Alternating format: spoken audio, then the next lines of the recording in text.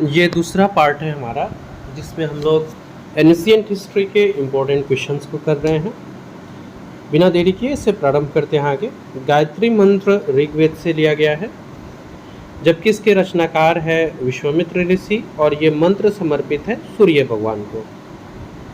गोत्र शब्द जो है इसका पहला उल्लेख मिलता है अथर्ववेद में।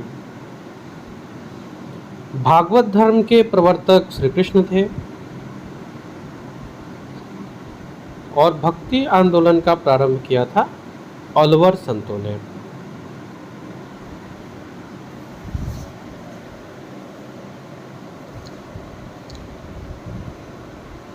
स्टेट पीसीएस यूपीएससी जैसे एग्ज़ाम का प्रिपरेशन कर रहे हैं, चैनल को सब्सक्राइब कर लीजिएगा। और इतिहास के भी अगर कोई रुचि रखना चाहते हो, इतिहास के बारे में जानकारी रखने में रुचि रखते हो, तो आप उन तक वीडियो को शेयर कर सकते हैं। आर्यों के जानकारी का जो स्रोत है वो ऋग्वेद है। ऋग्वेद से कुछ क्वेश्चन पूछा जाता है, जैसे कि सबसे अधिक बार वर्णित नदी तो ये सिंधु है। वहीं सबसे पवित्र नदी की बात करें तो सरस्वती है। जो प्रमुख देवता है ऋग्वेद में जिनका वर्णन हुआ है वो इंद्र है, यानी कि पुरंदर देवता है। ऋग्वेद का जो 10वां मंडल है ये सबसे बाद में निर्मित मंडल है। एक और आपको रोचक फैक्ट ये है कि ऋग्वेद का जो पहला मंडल है ना वो भी बाद में जोड़ा गया है। ठीक है, तो ऋग्वेद का जो सबसे बाद में निर्मित मंडल है वो 10वां मंडल है। प्रमुख देवता इंद्र है, पवित्र नदी सरस्वती है, जबकि सबसे अधिक बार वर्णित नदी सिंधु नदी है। ठीक है, आगे बढ़ते हैं हम लोग। ऋग्वेद हमारा सबसे पुराना भी है और ऋग्वेद का जो सोम को समर्पित मंडल है वो 9वां मंडल है। सत्यमेव जयते एक लाइन है संस्कृत का, जिसे मुंडकोपनिषद में लिखा गया है।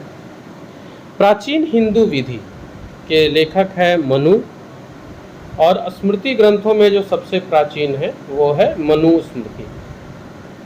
स्मृति ग्रंथों में जो सबसे प्राचीन है वो हो गया मनुस्मृति। प्राचीन हिंदू विधि नियम के जो लेखक है वो मनु है और इन्हीं का ग्रंथ है मनुस्मृति ग्रंथ।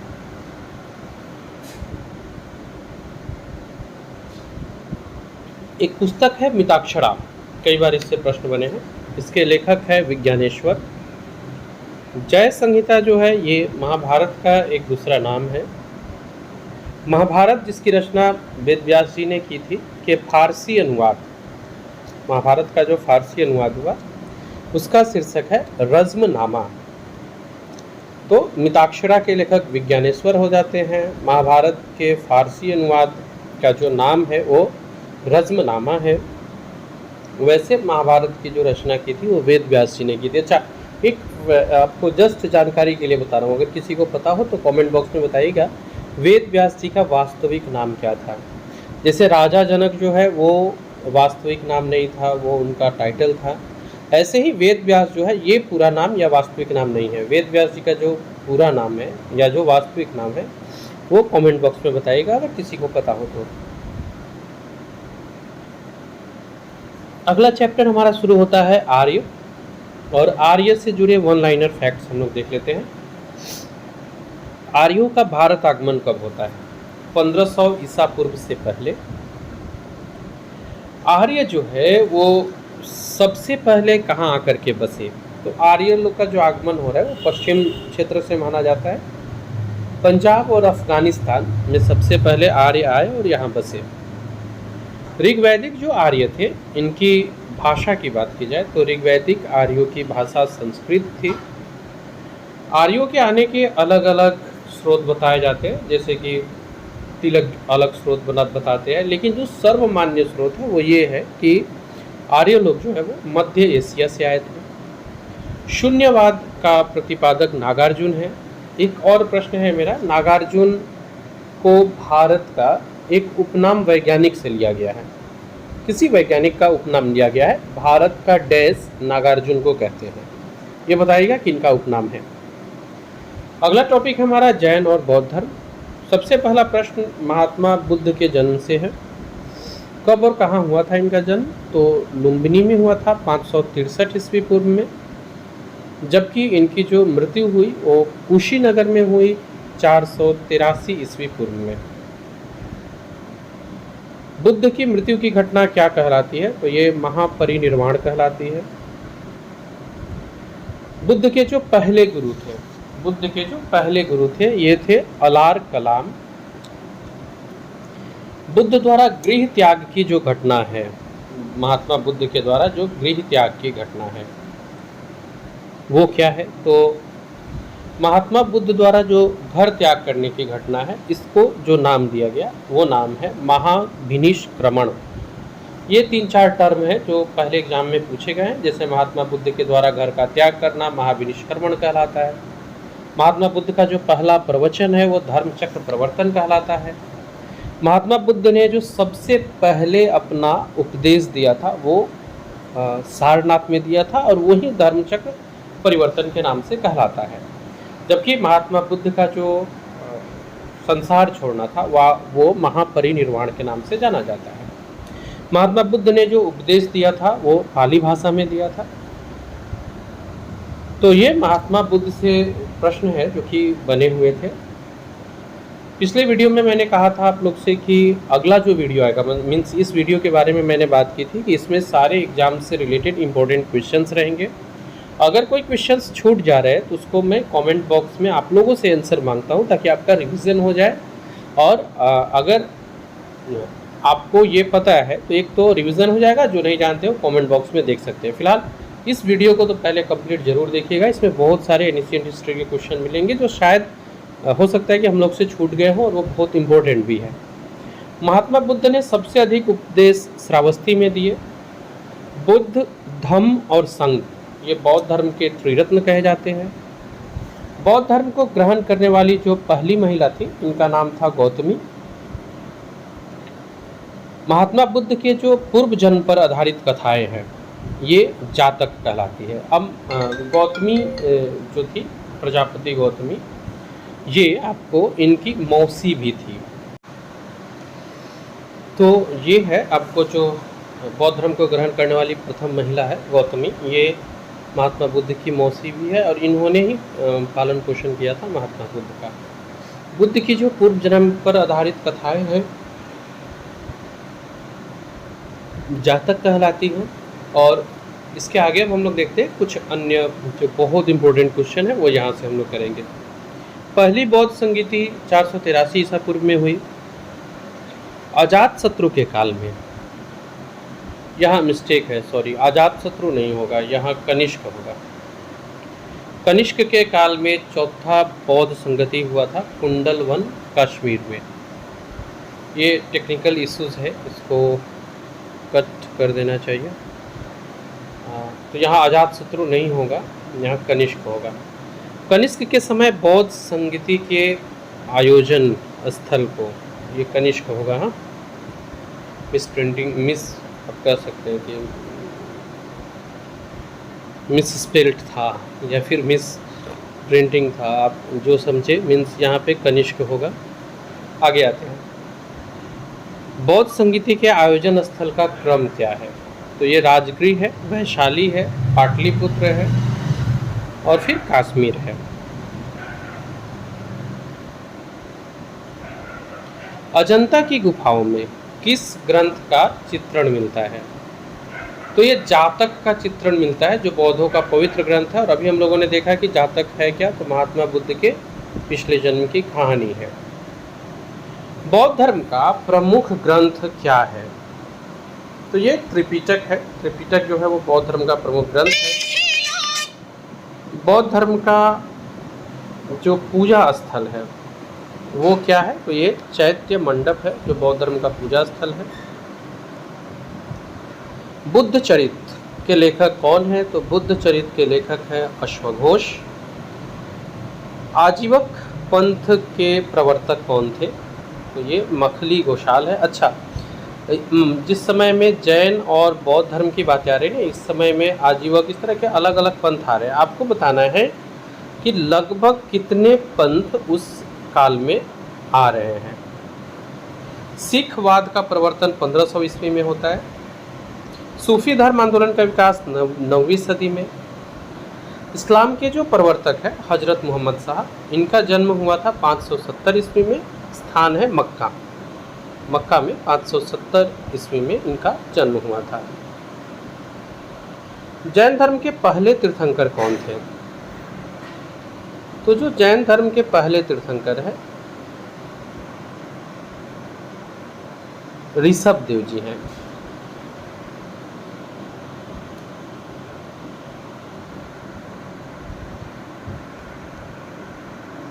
जैन धर्म के जो पहले तीर्थंकर हैं ऋषभ देव जी हैं। जैन धर्म के अंतिम तीर्थंकर यानी कि जो 24वें तीर्थंकर हुए वो है महावीर स्वामी। जैन तीर्थंकर की जीवनी का उल्लेख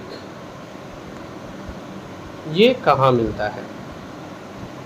तो कल्प सूत्र में मिलता है। जैन धर्म के जो तीर्थंकर लोग हैं इनके जीवनी का उल्लेख मिलता है कल्प सूत्र में। महावीर स्वामी का जन्म कहाँ हुआ था? तो सही उत्तर हो जाएगी वैशाली में महावीर स्वामी का जन्म हुआ 540 ईस्वी पूर्व में, जबकि महावीर स्वामी की मृत्यु होती है पावापुरी में 468 ईस्वी पूर्व में। महावीर किस राजघराने में थे? किस राजघराने में पैदा हुए? तो महावीर जो है वो राजघराने में पैदा हुए थे, क्षत्रिय राजघराना था वो। महावीर स्वामी के प्रथम अनुयायी कौन थे? तो ये जमाली थे जो महावीर स्वामी के दामाद भी हैं। अब ये क्वेश्चन देखिए, बहुत इंटरेस्टिंग क्वेश्चन है।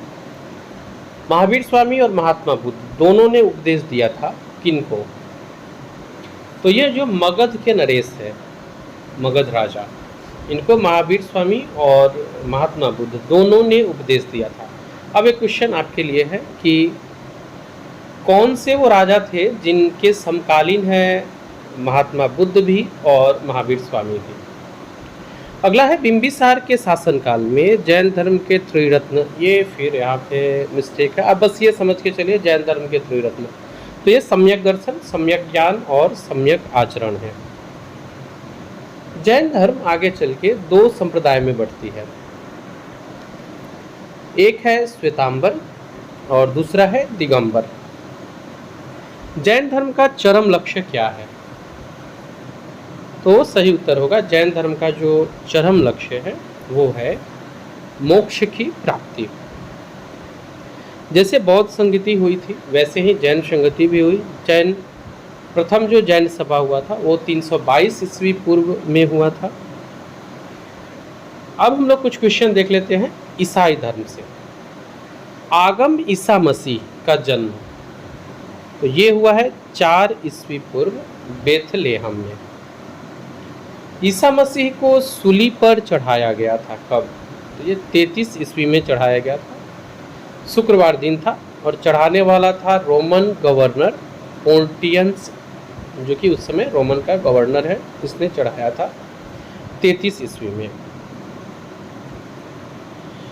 अब आते हैं हम लोग बीपीएससी के सबसे इम्पोर्टेंट प्राचीन भारत के चैप्टर पे, मगध साम्राज्य।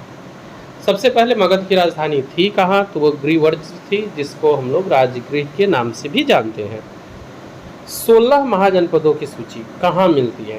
तो ये अंगुत्तर निकाय में मिलती है। शिशुनाग वंश के संस्थापक कौन थे? तो ये शिशुनाग थे, नागवंश के संस्थापक। पाटलिपुत्र की स्थापना किसने की थी? तो ये पाटलिपुत्र की स्थापना करने वाले हैं उदयन। पाटलिपुत्र कहाँ बसा हुआ है? तो ये गंगा और सोन नदी के संगम पर बसा हुआ है। पाटलिपुत्र जो है वो गंगा और सोन नदी के संगम पर बसा हुआ है। हर्यक वंश के संस्थापक कौन थे? तो ये बिंबिसार है। अमित्र घात के रूप में कौन प्रसिद्ध था? तो बिंदुसार था, याद रखिएगा। हर्यक वंश बिंबिसार और अमित्र घात बिंदुसार। जनपद जो है वो अवंती की राजधानी थी। जनपद अवंती की राजधानी कहाँ थी? तो ये उज्जैन थी। नंद वंश के जो अंतिम शासक थे ये धनानंद थे। भारत पर सबसे पहले आक्रमण करने वाला राज्य है ईरान। सबसे पहले भारत पर आक्रमण ईरान ने किया था। भारत पर आक्रमण करने वाला पहला विदेशी शासक तो ये सिकंदर है। सिकंदर और पोरस के बीच का युद्ध, मीन्स पंजाब में जो हुआ था, तो सिकंदर और पोरस के बीच का जो युद्ध है, ये युद्ध क्या कहलाता है, मीन्स किस नाम से जाना जाता है? तो ये वितस्ता का युद्ध या इसे हाई डेस्पिज युद्ध के नाम से भी जानते हैं। सिकंदर की मृत्यु कब हो रही है? तो सिकंदर की मृत्यु हुई है 323 ईस्वी पूर्व बेबीलोन में।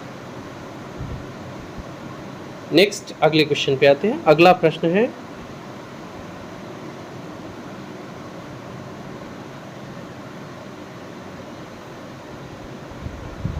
मौर्य वंश से। मौर्य वंश के संस्थापक चंद्रगुप्त मौर्य हैं और मौर्य वंश के बारे में जानकारी मिलती है विष्णु पुराण से। मौर्य वंश के बारे में जो जानकारी मिलती है वो विष्णु पुराण से मिलती है। सुदर्शन झील, जिससे कई बार प्रश्न पूछे गए हैं, सुदर्शन झील का निर्माण चंद्रगुप्त मौर्य ने कराया था। चंद्रगुप्त मौर्य जो है वो अनुयायी था जैन धर्म का।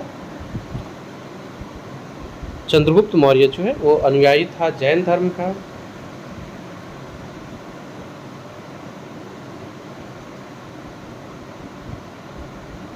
चंद्रगुप्त मौर्य के गुरु एवं महामंत्री का क्या नाम था? तो ये चाणक्य थे। चाणक्य, जिनको विष्णुगुप्त या कौटिल्य भी कहते हैं, इनकी रचित पुस्तक है अर्थशास्त्र। ये है किस चीज़ के ऊपर? तो ये प्रशासन के ऊपर बात करती है। अर्थशास्त्र जो है वो प्रशासन के ऊपर बात करने वाली पुस्तक है। और रचयिता है कौटिल्य। कौटिल्य का ही एक नाम है विष्णुगुप्त। चाणक्य, ये सब कौटिल्य का ही नाम है। जनरली उनको चाणक्य के नाम से ही जाना जाता है। चंद्रगुप्त ने जैन धर्म की शिक्षा ली थी किस आप कह सकते हैं किस जैन धर्म के शिक्षक से? तो ये भद्रबाहु थे। चंद्रगुप्त मौर्य के दरबार में आने वाले प्रसिद्ध यूनानी थे मेगास्थनीज और इन्होंने किताब लिखी थी इंडिका। चंद्रगुप्त मौर्य ने अपना अंतिम दिन कहाँ बिताया था, मीन्स इनकी मृत्यु कहाँ होती है? तो ये श्रावण बेलगोला में होती है, कर्नाटक में। अपने जीवन के अंतिम दिनों में जैन धर्म को अपनाने वाला राजा कौन है? तो चंद्रगुप्त मौर्य जीवन के अंतिम दिनों में जैन धर्म को अपना लेते हैं। शिलालेख का प्रचलन किस राजा ने प्रारंभ किया था? तो शिलालेख के प्रचलन को प्रारंभ करने वाला राजा है अशोक। अशोक ने धम्म स्वीकार किया था किस युद्ध के बाद? तो ये हो जाएगा कलिंग युद्ध के बाद 261 ईस्वी पूर्व। अशोक ने बौद्ध धर्म के प्रचार के लिए श्रीलंका में भेजा था। अपने लड़के और लड़की दोनों को इन्होंने भेजा था। नाम क्या है इनका? तो महेंद्र और संघमित्रा। अशोक ने बौद्ध धर्म के प्रचार के लिए श्रीलंका में महेंद्र और संघमित्रा को भेजा था। अगले प्रश्न पर आते हैं।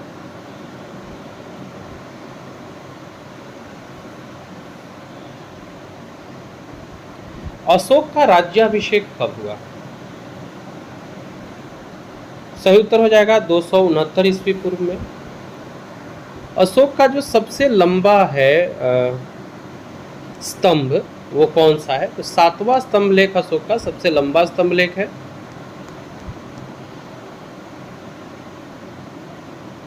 अशोक का नाम अशोक किस अभिलेख में है? तो मौस्की में और गुर्जरा में। मौस्की जो है वो आंध्र प्रदेश में है, जबकि गुर्जरा मध्य प्रदेश में है। इस अभिलेख में अशोक का नाम अशोक वर्णित है। अशोक ने खुद को मगध का सम्राट बताया है किस स्तंभ लेख में? तो ये भाब्रू स्तंभ लेख है।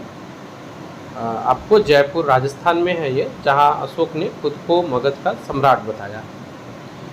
अशोक के जीवन की जो सबसे महत्वपूर्ण घटना रही थी अशोक के जीवन की, वो घटना थी कलिंग युद्ध।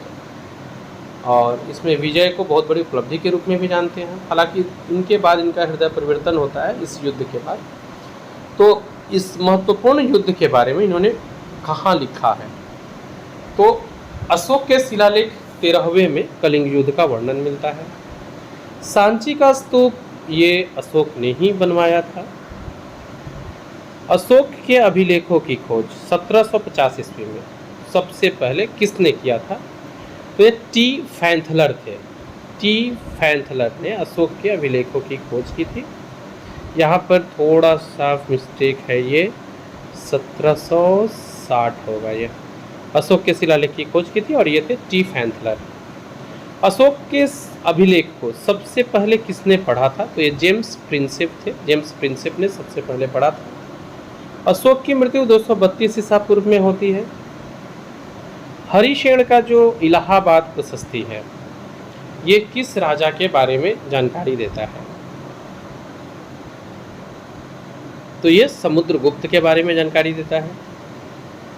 मौर्य वंश का अंतिम राजा कौन था?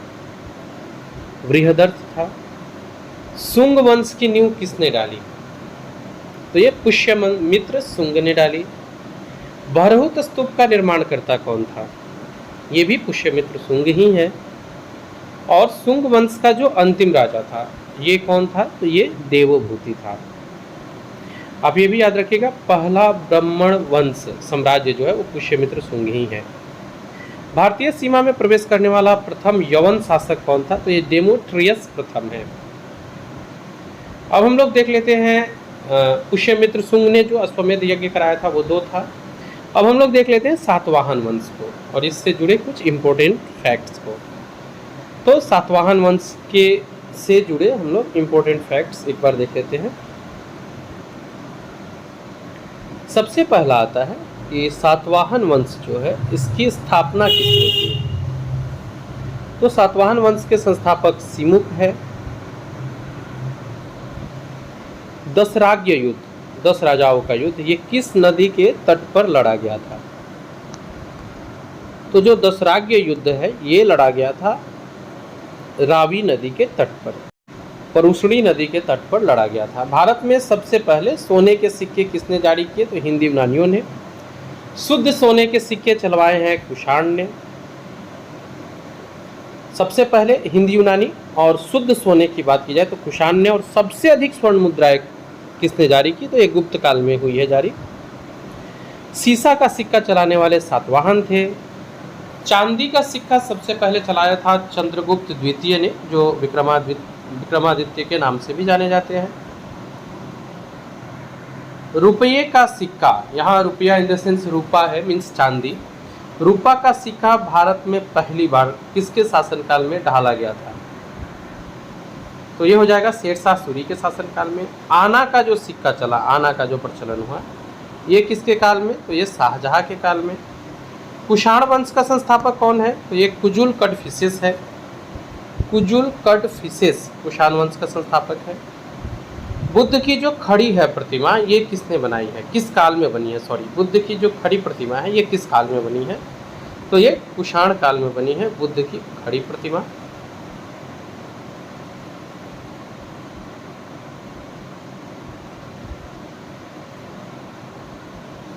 कुषाण वंश का प्रसिद्ध शासक था कनिष्क।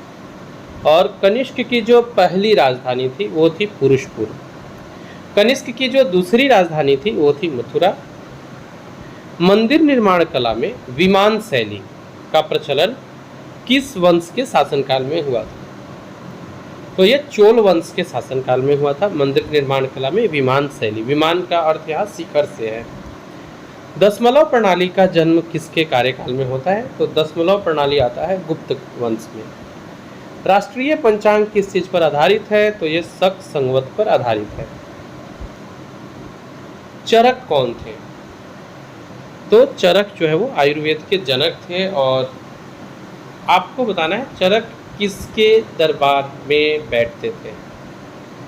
सिल्क मार्ग को किसने आरंभ कराया था? तो ये कनिष्क है। कुषाण वंश का अंतिम राजा कौन था? तो कुषाण वंश का अंतिम राजा वासुदेव है। अब आते हैं हम लोग गुप्त वंश में। गुप्त वंश की जानकारी सबसे पहले मिलती है कहाँ से? तो ये वायु पुराण से। समुद्रगुप्त को भारत का नेपोलियन कहकर पुकारा था किसने? तो ये हो जाएगा विसेंट आर्थर स्मिथ ने। सिक्के पर बीड़ा बजाते हुए किसको दर्शाया गया है? ये समुद्रगुप्त है जिनको सिक्के पर बीड़ा बजाते हुए दर्शाया गया है। भारत का विस्मार्क किन्हें कहा गया?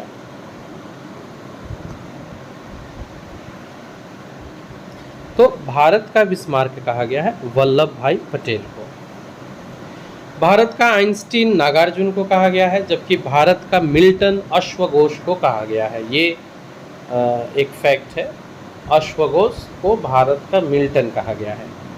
ईरान का नेपोलियन नादिर शाह को कहा गया। समुद्रगुप्त का दरबारी कवि हरिसेन थे। हरिसेन जो है वो समुद्रगुप्त के दरबारी कवि थे। प्रसिद्ध चीनी बौद्ध यात्री फाहियान, ये किसके काल में आया था? तो ये चंद्रगुप्त द्वितीय के काल में आया था। चंद्रगुप्त द्वितीय यानी जो विक्रमादित्य के नाम से भी जाने जाते हैं, इन्होंने अपनी दूसरी राजधानी कहाँ बनाई थी? तो उज्जैन। विक्रम संवत प्रारंभ हुआ था 58 ईस्वी पूर्व में। गुप्तकालीन रजत और स्वर्ण मुद्रा का क्या नाम था? तो गुप्त काल में जो चांदी के पैसे थे इसको रूपक कहा जाता था और सोने के मुद्रा को दिनार कहा जाता था। नालंदा विश्वविद्यालय के संस्थापक कुमारगुप्त थे, जबकि नालंदा विश्वविद्यालय को ध्वस्त किया था बख्तियार खिलजी ने। और ये बख्तियार खिलजी कौन है? तो ये मोहम्मद गोरी का सेनापति है। विक्रमशिला विश्वविद्यालय की स्थापना किसने की? तो ये धर्मपाल ने की थी। 770 से 810 ईस्वी तक इनका वो था काल था। महरौली में स्थित राजा चंद्र के लौह स्तंभ, जो अभी भी बताया जाता है कि लौह स्तंभ के रूप में एक अपवाद के रूप में देखा जाता है कि इसमें अभी तक जंग ही नहीं लगा, चंद्रगुप्त द्वितीय ने बनाया था। गंगई कोंड, ये कहा जाता था राजेंद्र प्रथम को। गुप्त काल की राजकीय भाषा जो थी वो संस्कृत हो गई थी। भारतीय इतिहास का स्वर्णिम युग गुप्त काल को कहा जाता है। गुप्त वंश के जो अंतिम शासक थे इनका नाम था विष्णुगुप्त। ये लोग विष्णु भगवान की बहुत पूजा भी करते थे और अंतिम शासक विष्णुगुप्त थे। तो ये था गुप्त वंश से जुड़ा हुआ फैक्ट। अब अगले 5 मिनट में हम लोग 25 प्लस फैक्ट देखेंगे प्रमुख राजवंश से। जैसे वर्धन राज साम्राज्य का संस्थापक पुष्यभूति है। पुष्यभूति वंश का संस्थापक नरवर्धन है। हर्षवर्धन ने अपनी राजधानी थानेश्वर से कन्नौज लाई थी। ये बहुत इंपॉर्टेंट क्वेश्चंस हो रहे हैं। अभी जो हम लोग लास्ट 5 मिनट बचे हुए हैं इसमें जो हम लोग क्वेश्चन करने जा रहे हैं ये बहुत इंपॉर्टेंट क्वेश्चन है। भूमि देने की जो सामंती प्रथा थी इसको प्रारंभ किया था हर्षवर्धन ने। चीनी यात्री वेनसांग किसके शासनकाल में भारत आए थे? तो ये हर्षवर्धन के शासनकाल में आए। वेनसांग द्वारा लिखित पुस्तक है सी यू की जो पुस्तक है इसको लिखा था वेनसांग ने। यात्रियों का राजकुमार या यात्रियों में राजकुमार वेनसांग को कहा गया है। नीति का पंडित और शाक्य मुनि भी वेनसांग का उपनाम रहा है। हर्षवर्धन जो है वो बाणभट्ट का दरबारी कवि था। पुलकेशिन द्वितीय ने हर्षवर्धन को 634 ईस्वी में हराया था नर्मदा नदी के तट पर। हर्षवर्धन प्रत्येक 5 वर्ष बाद धार्मिक सम्मेलन करता था प्रयाग में।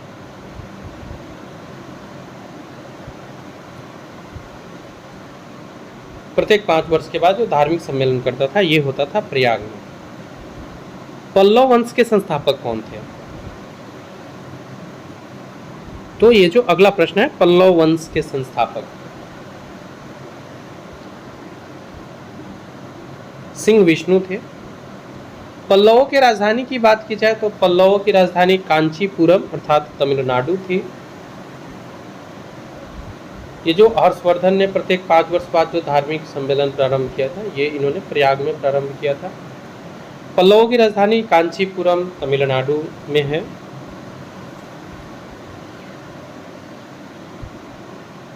नटराज की मूर्ति ये किस काल से संबंधित है? तो चोल काल की बनी हुई मूर्ति है। ये नटराज की जो मूर्ति है ये चोल काल की बनी हुई है।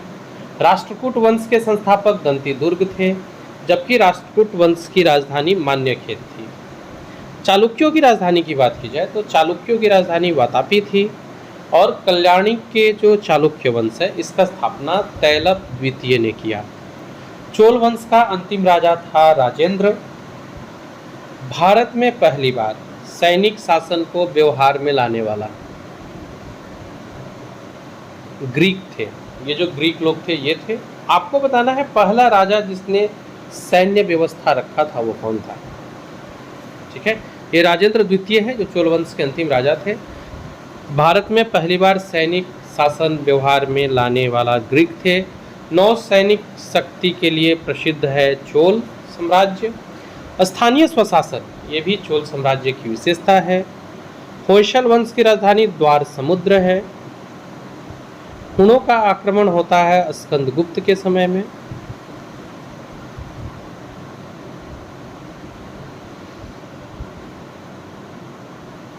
हुणों के जो पहले शासक हैं ये तोरमाण है। सैयद वंश के जो संस्थापक थे वो थे खिज्र खां। सैयद वंश के संस्थापक खिज्र खां थे। सैयद वंश के जो अंतिम शासक है ये अलाउद्दीन आलम शाह है, जो सैयद वंश के अंतिम शासक है। टोपी सीकर अपना जीवन निर्वाह करने वाला सुल्तान नसीरुद्दीन महमूद है। मिहिर गुला पराजित हुआ था यशोवर्मन से, यशोवर्मन ने हराया था मिहिर गुला को। संगम युग का महान शासक ये करिकल है। करिकल जो है वो संगम युग का महान शासक है। संगम का अर्थ क्या होता है? तो संगम का अर्थ होता है कवियों की गोष्ठी। पहला और अच्छा, ये जो संगम जो हुआ था ना, इसमें इससे भी एक इम्पोर्टेंट क्वेश्चन है। संगम में प्रथम संगम में माना जाता है कि एक भगवान आए थे यहाँ पार्टिसिपेट करने के लिए, आपको उनका नाम बताना है। पहला और तीसरा संगम जो है वो मदुरई में हुआ था। संगम का अर्थ कवियों के गोष्ठी से है। जो दूसरा संगम है ये कपाटपुरम यानी कि अलवई में हुआ। पहले संगम के अध्यक्ष थे अगस्त्य ऋषि और जजिया कर का प्रचलन करने वाला था मोहम्मद बिन हाशिम।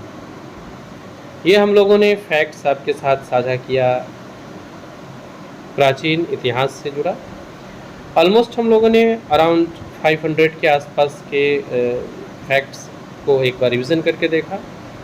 डेफिनेटली आपको कुछ ऐसे फैक्ट्स भी मिले होंगे जो आप से अनजाने रह गए हो और आपका एक अच्छा खासा रिवीजन भी हो गया होगा। इस वीडियो में इतना ही। अगला वीडियो हम लोग एक बहुत इम्पोर्टेंट टॉपिक पे लेकर के आएंगे जो आपका 2 से 5 नंबर के प्रश्न पूछे जाने की पूरी संभावना है। टॉपिक्स फैक्ट्स के अलावा कुछ जो जटिल विषय है उस कॉन्सेप्ट को भी क्लियर करने के लिए दिन में एक वीडियो ज़रूर आएगा। बीपीएससी के लिए बहुत इंपॉर्टेंट होने जा रही है सारी वीडियो। चैनल को सब्सक्राइब कर लीजिए। ऐसे ही इंपॉर्टेंट वीडियो में मिलते हैं अगले